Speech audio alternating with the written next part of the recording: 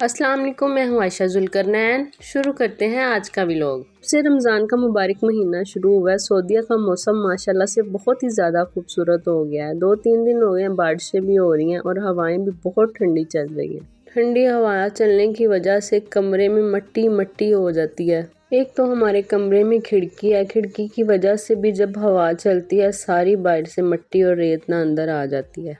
2 बजे के करीब मैं उठी हूँ। उठ के मैंने सबसे पहले नमाज़ पढ़ी है ज़ोहर की। नमाज़ पढ़ने के बाद मैंने कहा एक दफ़ा सारे कमरे की अच्छी तरीके से सफाई कर लूँ क्योंकि मिट्टी बहुत ज़्यादा आई हुई थी। वैसे तो ये क्लीनर मैं 2 दिन के बाद लाजमी रूम में फेरती हूँ, लेकिन ना रोज़ों की वजह से 2-3 दिन हो गए थे मैंने नहीं फेरा था। उसके बाद फिर बारिश हो गई और मिट्टी ज़्यादा थी तो फिर मैंने कहा आज पहले ये तो करूँ।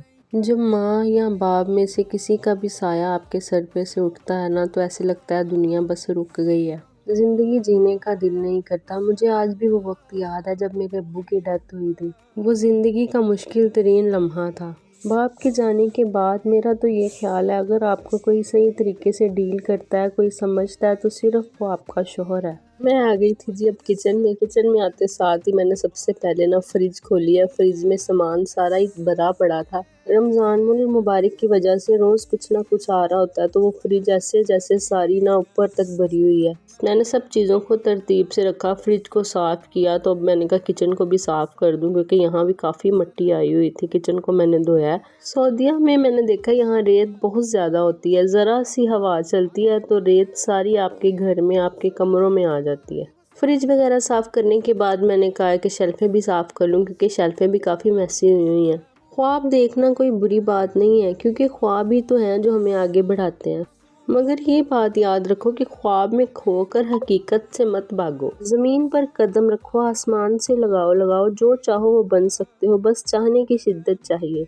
जो तुम्हारे पास है इसे देखो, जो नहीं है इसके पीछे मत भागो। हजारों लोग वो चीज़ें ना होने का गम करते हैं जो तुम्हारे पास है। आंखें हैं तो देख सकते हो, कान है तो सुन सकते हो, दिल है तो महसूस कर सकते हो। शुक्र करो, बहुत ज़्यादा शुक्र करो अल्लाह का। बातें करते करते मेरा सारा काम हो गया जी कंप्लीट। मैंने चूल्हा भी अच्छे तरीके से साफ़ कर लिया। अब मैं आ गई हूँ रूम में। मैंने अपने हस्बैंड के करने थे कपड़े प्रेस। सादा ज़िंदगी बहुत खूबसूरत होती है, दिखावे से दूर, बनावट से दूर, थोड़े में खुश रहना सीखो, जो मिलो इसकी कदर करो। आज ही मेरे हस्बैंड का दिल कर रहा था चिकन रोस्ट खाने का तो फिर मैं दोबारा से किचन में आ गई उनके लिए चिकन रोस्ट बनाने के लिए। चिकन को अच्छी तरह से धोकर इसमें मैं बेसिक मसाले डाल रही हूँ। मैं इसमें डाल रही हूँ 1 टेबलस्पून काली मिर्च का पाउडर, 1 टेबलस्पून कुटी हुई लाल मिर्चों का पाउडर, 1 टेबलस्पून नमक का, 2 टेबलस्पून मैंने इसमें योगर्ट के ऐड किए हैं। अब मैं इसमें डाल रही हूँ लहसुन और अदरक का पाउडर क्योंकि मेरे पास पेस्ट नहीं था तो इसलिए मैंने पाउडर ही डाला है। इसमें मैंने फूड कलर, सोया सॉस, सिरका, chilli sauce, half tablespoon मैंने इन सब चीज़ों का डाला है। एक देशकी में मैंने थोड़ा सा पानी डाल के उसमें थोड़े से स्पाइस डालने हैं साबित और इनकी खुशबू आएगी चिकन के अंदर से ना। चिकन को मैं फॉइल पेपर में अच्छे तरीके से लपेट कर इसको ना मैं देचकी में बेक करूँगी। एक चीज़ इसमें मैं ऐड करने भूल गई थी तो वो अब मैंने दोबारा से डाली है, वो था चिकन पाउडर का हाफ टेबल स्पून मैंने वो डाला। उससे भी टेस्ट बहुत ज़्यादा मज़े का बनता है। तो मैं मसाले को अच्छे तरीके से उसके ऊपर लगा रही हूँ।